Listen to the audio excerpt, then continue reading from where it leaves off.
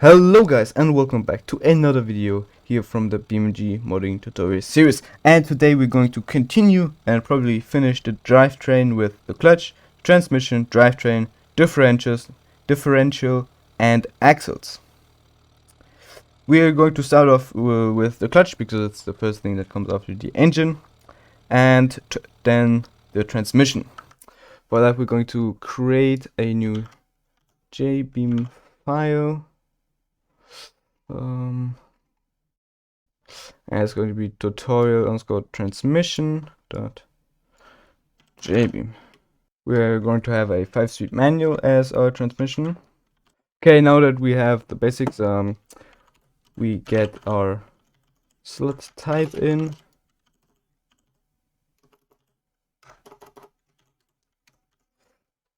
And we also need that slot in our engine JBeam. Where's that? Here. There you go. We have that slot in here. First of all, we need to get the clutch in.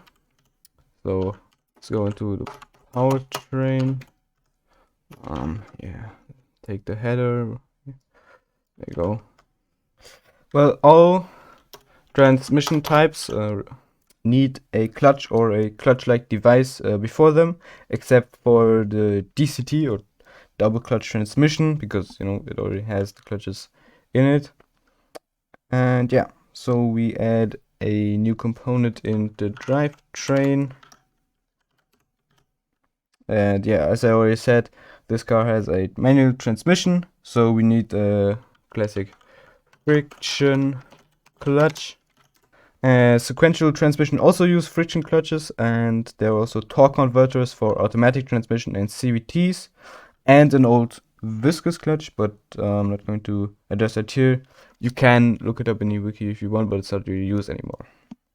And yeah, there's going to be a special episode on the torque converter side of things, so just another episode where I explain a little bit more about automatic gearboxes with torque converters. Okay, for the name of the clutch, just going to take clutch. The input name is obviously main engine. Did I call it that? Yep, I did call it that. And since it only has this one output, we're just going to use output number 1. And now for the transmission or gearbox, as it's called here, internally, we use the manual gearbox type, name, again just gearbox, and input is the clutch.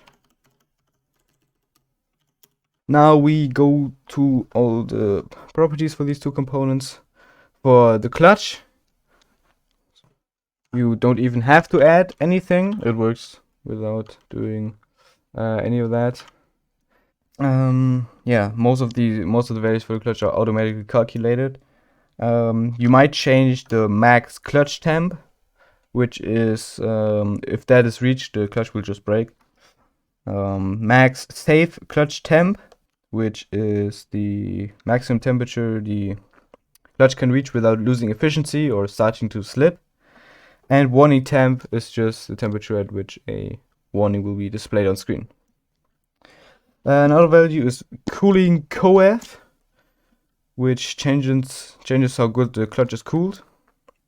And yeah, also there's clutch free play, which just changes how much of the clutch pedal travel is free play. If you've ever been in a car, driven a car, you know that I don't know, first like third of the way of the travel of the clutch pedal is just free, where there's no engagement of clutch, and only afterwards it does engage.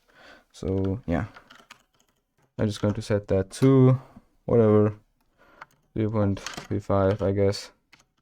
And yeah, you don't have to change the values, but I just leave the clutch free play at 0.35. The next thing is the gearbox, which does need a few more values that are actually necessary The first and most obvious one would be the gear ratios of the gearbox. So it's a list, so we do like that. And it starts with the lowest gear, which is reverse. So you see that with a negative sign. Then there's neutral, so 0. And then first, and then so on. I'm just going to take the values I looked up on the internet for the specific transmission I want in this car. So 1.24 and 1.0. There you go. We also can give it a UI name, which in this case is just gearbox, obviously. And now there are different measures of losses through the transmission. First we have normal friction. Yeah, 0.2 is what I want to go for. Then we have dynamic friction, which changes based on the speed of the transmission. So, and lastly we have the torque loss coef, which changes yeah, the amount of torque that is always lost through the transmission. So for the next property we actually need to add a node to our transmission, which you can also use for the flex body, and we also use it later to attach the drivetrain to it. And we're going to call it RAV for transmission, then transmission 1. And I'm going to place it, yeah, just behind the engine somewhere. Let's see. Okay, I've now got it connected to the body. Got the node in here. This node will now be used for the gearbox node.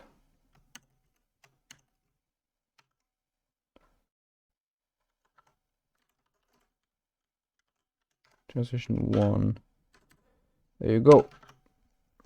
It's yeah, it's not only used for flex body and the drive shaft later. It's also used for yeah, to add sound, where the sound the gearbox makes come from. And yeah, if we want to get some sounds in, we need to add some coefficients for gear whine. So you know, you sometimes can hear a whine from the transmission, especially for example in reverse. That's where you mostly hear it. And yeah, that would be gear whine coefs. And they are split into input and output. Input means how much the transmission whines depending on the input shaft turning, and output depends on how fast the yeah, makes a sound depending on how fast the output shaft is turning. So input and output. And yeah, you add a coefficient for every gear. So we can see that reverse, for example, is pretty whiny, so we put at 0.8. Then neutral is 0. Those 5 gears, yeah. 1, 2, 3, 4, 5, yeah, correct. And then we need to specify which sound to play. The standard would be gear whine input event. And yeah, I guess those are standards.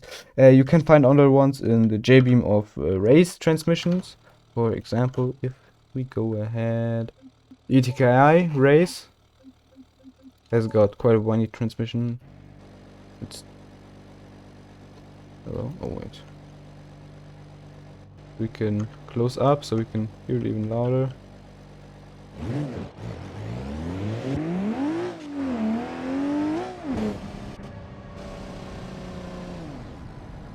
I think you can hear it.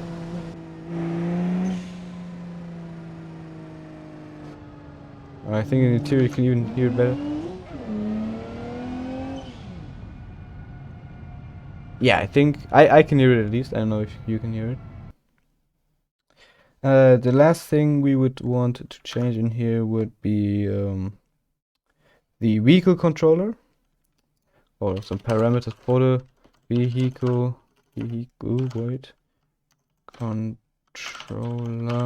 So yeah, the AI, or when you're using arcade shifting mode, yeah, the game knows how to shift correctly and when. The first one would be calculate. Yeah, it just means that the game automatically calculates when to shift under full load.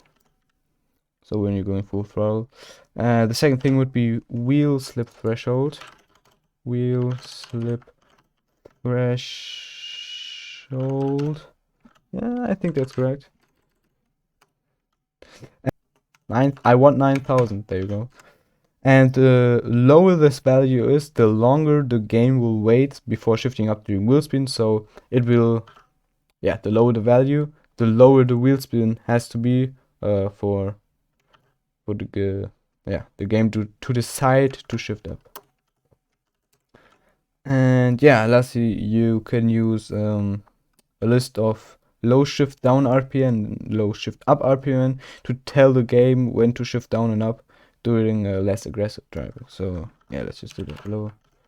Okay, there you go. We have 0 here for the reverse, 0 for neutral, and 0 for first gear, because yeah, you don't shift down out of reverse. You yeah, when you shift down out of neutral, it doesn't matter what RPM you are, you should be stationary. And for first, the same thing. I mean, shifting down out of first into neutral doesn't matter what RPM you are. And for shifting up, same thing. Shifting out of reverse is not really dependent on RPM. You should be stopped. So yeah, and same thing with first.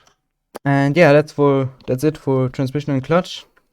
And next we'll do differential. And wait, did I add a slot in here? Yes, I did. Okay, good. Oh my god, I misspelled manual gearbox. How did how did I do that? Oh my god, okay. Let's put it back in. Ah, there you go. Now we've got engine, then clutch, then gearbox. And let's see, where is the transmission node? Oh, it's way back here. I maybe should have added a negative sign here.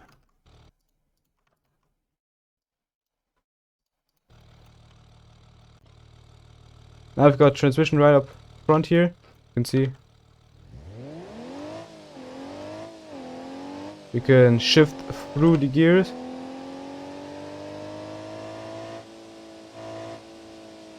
Yeah, but not much happening, obviously. Oh, you can already hear a tiny bit of whining. Oh yeah, but it's not... I don't know if you can hear it. Probably with headphones.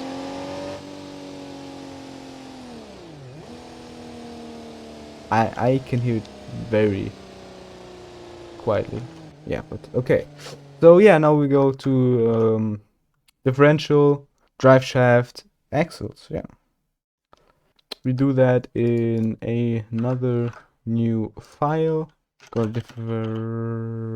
differential underscore rear. Again, we make a slot, this time in the rear suspension, because that's where the rear differential sits. Rear differential. And there you go. So we need to remember to copy that over. And we're also just going to make slots for the drive shaft and half shafts already. Okay, I've got the slot now. And yeah, we again make a new powertrain device. The type is just differential. Then the name would be differential underscore rear. The input is from the drive shaft, and I'll see input number 1 because drive shafts usually, only have one output.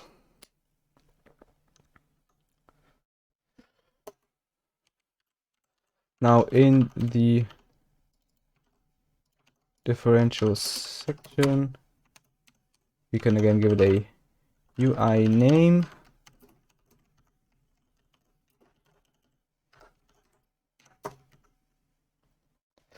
Then we have the diff type, which can be open, LSD, or locked. Yeah, we have a open differential in this vehicle, so it will be open. Yeah, like most powertrain devices, we have friction. Oh, I'm misspelling everything today.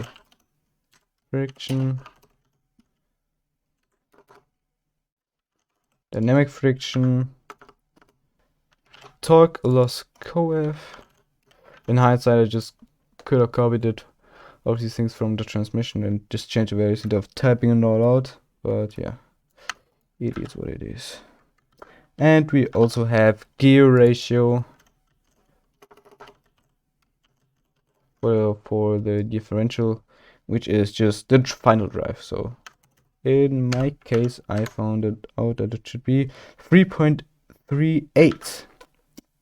So we can later connect all the shafts and the differentials. We need a differential node. Oh yeah. Let's go add in another nodes section. Okay, I'm going to place it just before the R2 node and a little bit under it. Yep. Okay, good. I have now got the differential in place. It's right here, there. Added some beams to it, so it gets right in place where it should be.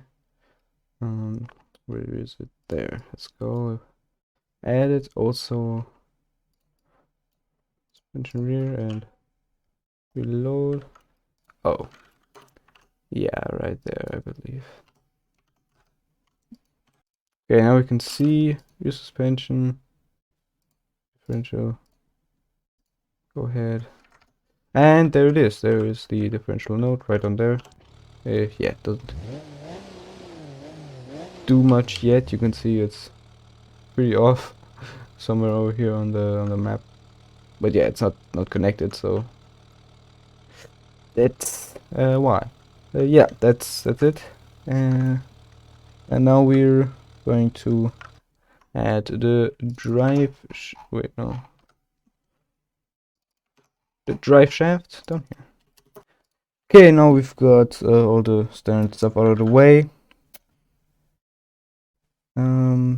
Yeah, we're going to add a drive shaft.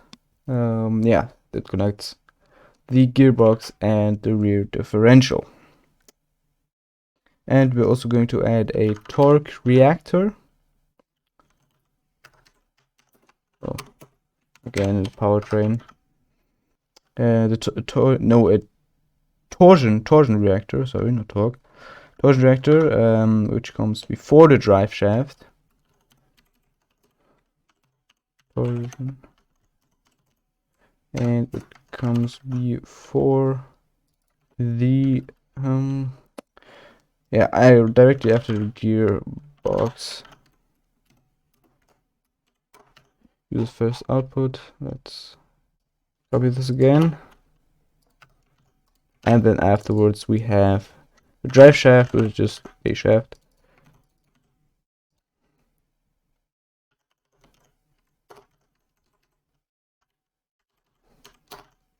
Drive shaft.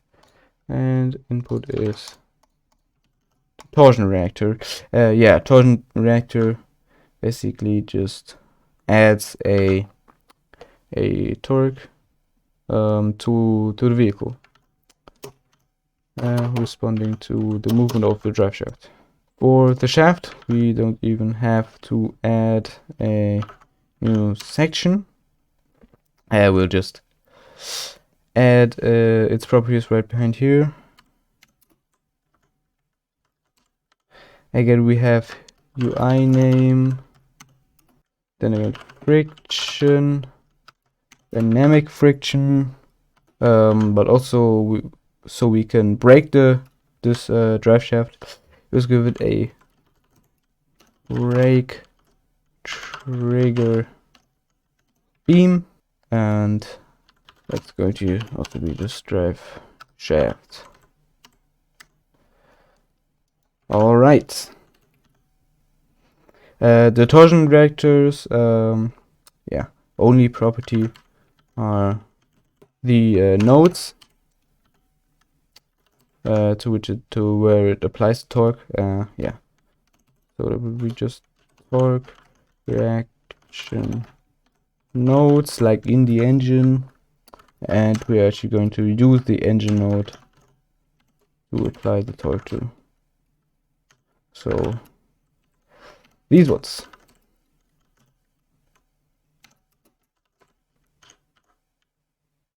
Since we gave the drive shaft a brake trigger beam, obviously that beam has to exist in the first place. So I'll make it right here, and this beam will obviously connect the rear diff and transmission node number 1.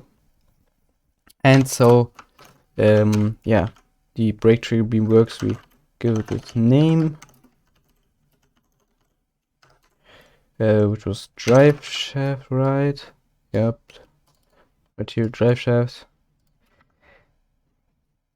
And okay, brake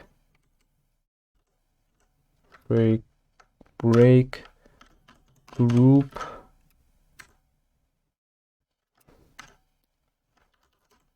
also drive shaft,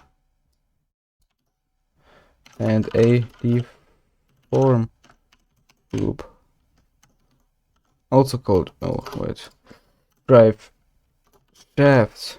And we also made optional because we don't know if the transmission node exists, because you might have a drive shaft without, or you might have a rear differential without having the transmission in, right? That way around. This beam is also a bounded beam, so might have wondered why it's beam spring, beam damp 0. Yeah, because yeah, it's a so-called bounded beam. So let's set beam type to bounded beam long, and beam long bound is 0.02, and beam short bound the same.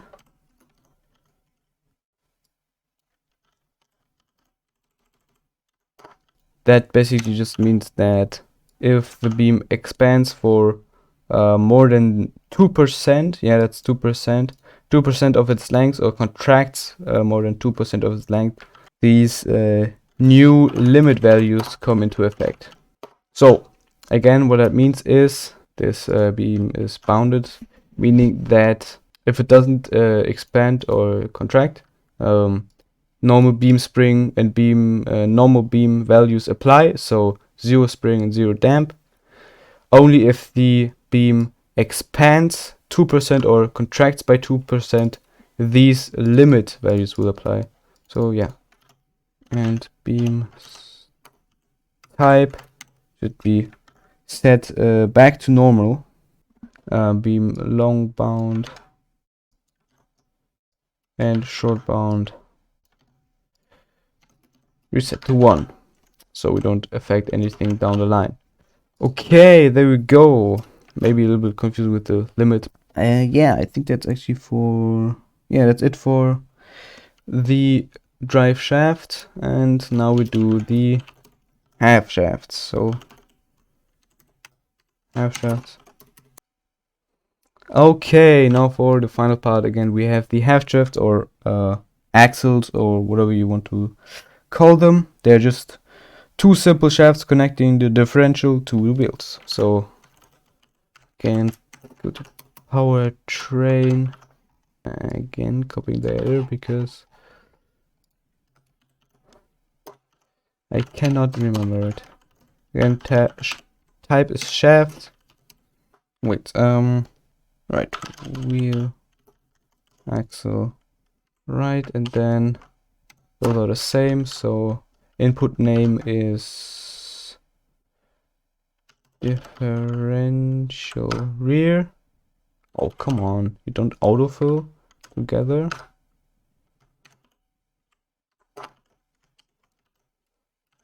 Input index would be 1 and then 2 for rear and right and left. And yeah, as you might remember from the suspension episode, we have the connection to the wheels in the wheel data. I think, yeah, it's down here. There you go. There we have these shafts that directly connect to the wheels. If you can see those, yep, those two down here, and they are connected to wheel axle rear left, which is this one right here. So yeah, that's where they connect to, if you might have wondered. And again, we have the standard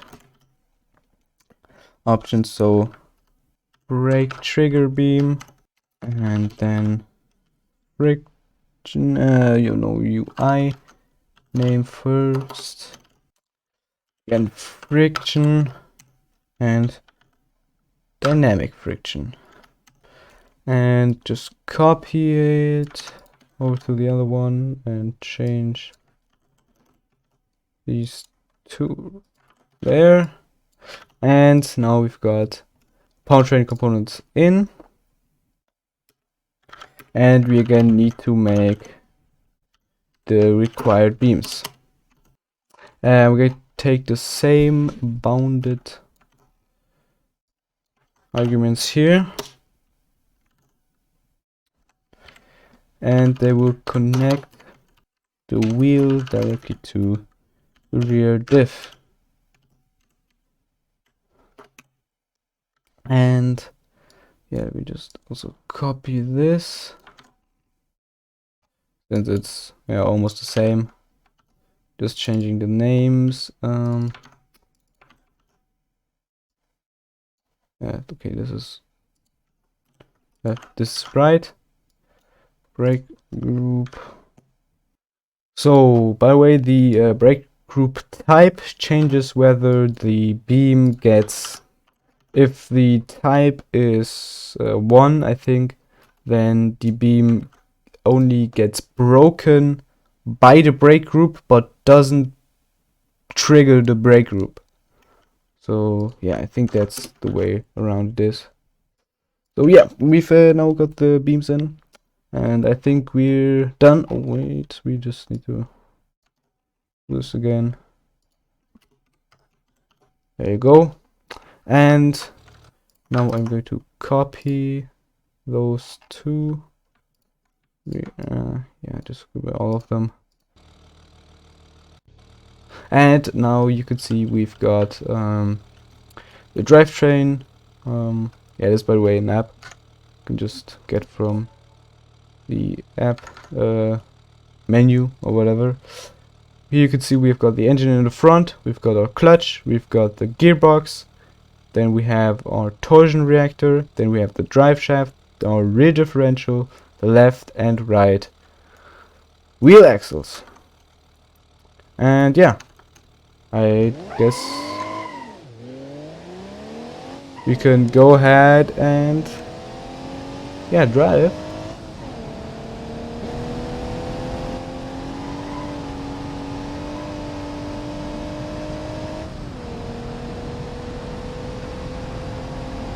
And yeah, since we're now driving, we are done with the drivetrain. I hope you guys